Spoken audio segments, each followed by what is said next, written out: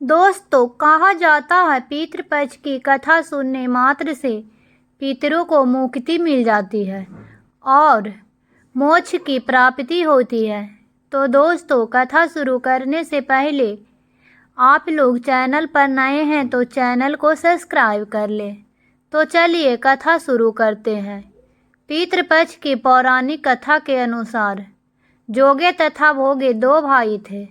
दोनों अलग अलग रहते थे। जोगे धनी था और भोगे निर्धन। दोनों में परस्पर बड़ा प्रेम था। जोगे की पत्नी को धन की अभिमान था, किंतु भोगे की पत्नी बड़ी सरल हृदय थी। पितृपक्ष आने पर जोगे की पत्नी ने उससे पितरों का श्राद्ध करने के लिए कहा, तो जोगे इसे व्यर्थ का कार्य समझकर टालने की चेष्टा करने लगा। किंतु उसकी पत्नी समझती थी कि यदि ऐसा नहीं करेंगे तो लोग बातें बनाएंगे।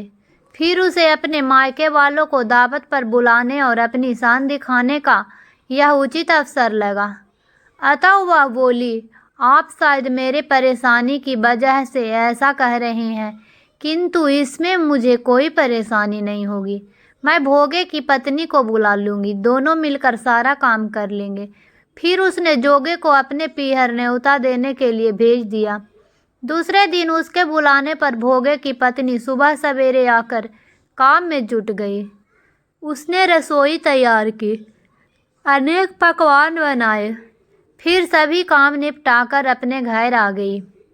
आखिर उसे भी तो पितरों का श्राद्ध तर्पण करना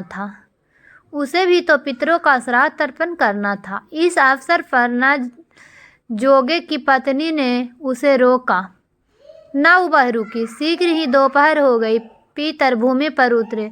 जोगे भोगे के पितर पहले जोगे के यहाँ गए तो क्या देखते हैं, उसके ससुराल वाले वहाँ भोजन पर जुटे हुए हैं। निराश होकर वे भोगे के यहाँ गए। वहाँ क्या था, मात्र पितरों के नाम पर अगियारी दे दी गई थी। पितरों ने उसकी राख चाटी और भूखे ही नदी के तट पर जा पहुँचे। थोड़ी देर में सारे पितर इकट्ठे हो गए और अपने अपने यहाँ के श्राद्धों की बड़ाई करने लगे। जोगे भोगे के पितरों ने भी अपनी यहाँ पे बीती सुनाई। फिर वे सोचने लगे, अगर भोगे को समर्थ होता तो शायद उन्हें भूखा न रहना पड़ता, मगर भोगे के घर में तो जून की रोटी भी खाने को न थी। यही सब सोचकर भोगे ने पर दया आ गई।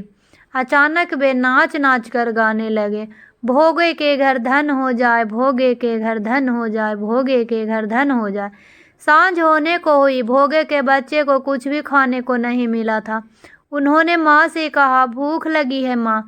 तब उन्हें टालने की गरज से भोगे की पत्नी ने कहा, जाओ आंगन में हौदी औंधी रखी है, उसे जाकर खोल लो और जो कुछ मिले बांट कर खा लेना। बच्चे वहां पर पहुंचे तो क्या देखते हैं, हौदी मोहरों से भरी पड़ी है। वे दौड़े दौड़े माँ के पास पहुंचे और उसे सारी बातें बताई। आंगन में आकर भोगे की पत्नी ने यह सब कुछ देखा तो वह हैरान रह गई। इस प्रकार भोगे भी धनी हो गया, मगर धन पाकर वह घमंडी नहीं हुआ।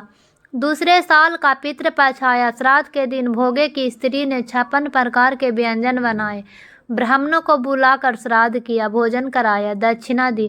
जेठ जेठानी को सोने चांदी के बर्तन में भोजन कराया।